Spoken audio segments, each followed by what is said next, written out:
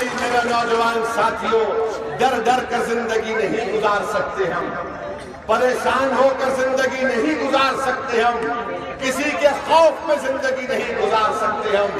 یہ ملک ہمارا ہے میرے بھائی، اس ملک میں ہمارے آواز کے بغیر فیصلے نہیں کیے جا سکتے۔ شرط صرف اس بات کی ہے کہ ہم اپنی طاقت کا اندازہ لگا لیجیے، اپنی اہمیت کو سمجھو میرے بھائی۔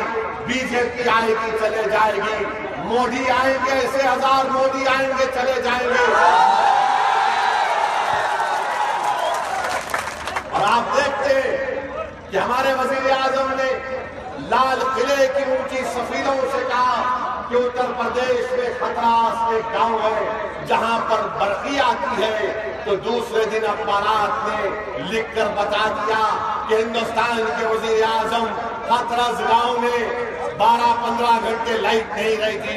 یہ کیسے ہمارے وزیر اعظم ہے جو دلی کے لال قلعے سے کھڑے ہو کر کم سے کم سچائی تو بتا دیتے، مگر کہہ دیا کہ ہتھرس گاؤں میں ایسا ہو گیا کہ وہاں پر لائٹ آ رہی ہے۔ میرے بھائی، آج ہر کوئی اپنے آپ کو مضبوط کر رہا ہے اور فرقہ پرستی کے الزام مجلس پر لگایا جاتا ہے۔ کتنے پرسنٹ یادو ہیں؟ 8% یادو ہے اور ان کی حکومت ہے۔ کتنے فیصد ہمارے دلت بھائی ہیں؟ کتنے فیصد مسلمان ہیں؟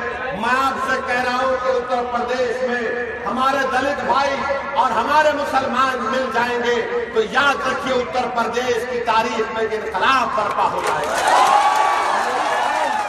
یہی کام مجلس کرنے جا رہی ہے۔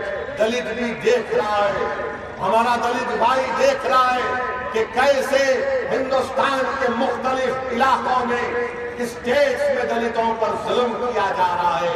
مسلمان اس بات کو دیکھ رہا ہے کہ کیسے دادری میں اخلاق کو مارا گیا تھا، کیسے دادری میں ایک ضعیف 75 سال کی ماں کے سامنے اخلاق کو مار کر شہید کر دیا گیا۔ ہم نے سمجھا کہ شاید ایک ہی واقعہ ہوگا، مگر آپ کی آنکھوں نے اور دنیا کی آنکھوں نے دیکھا کہ کیسے ہریانہ میں رمضان کے ماہ مبارک میں روزے کی حالت میں دو نوجوان تھے تو ان کو روک کر مار کر ان کے منہ میں گوبر ڈالا گیا، ان کو پیشاب پلایا گیا۔ ہم نے کہا سمجھا کہ شاید یہ آخری نظارہ ہم اپنی آنکھوں سے دیکھ رہے ہیں، مگر مدھیہ پردیش میں منصور ریلوے اسٹیشن پر مسلم خواتین کو مارا پیٹا گیا تو ہم نے سمجھا کہ شاید یہ ظلم ہم پر ختم ہو جائے گا، مگر ہندوستان کی آنکھوں نے دیکھا کہ گجرات میں دلتوں کو پکڑ کر بڑھانا کر 4 گھنٹے ان کو مارا اور پیٹا گیا۔ میں ہمارے دلت بھائیوں سے، ہمارے کمزور طبقات کے بھائیوں سے کہہ رہا ہوں کہ سیاسی قوت بنو۔ یاد رکھو، جب تک آپ کے پاس سیاسی طاقت نہیں آئے گی ظلم کا خاتمہ نہیں ہونے والا ہے۔ جب تک صحیح معنوں میں ہمارے نمائندے نہیں جائیں گے، لوگ کہتے ہیں کہ اتر پردیش میں 60 سے زائد مسلم اراکین اسمبلی کامیاب ہوئے۔ میں آپ سے پوچھنا چاہتا ہوں، آپ اس تاریخی مقام پر کھڑے ہیں جس جگہ پر جبری نسبندی ہو رہی تھی تو ہمارے بزرگوں نے اپنی جانوں کو قربان کر دیا۔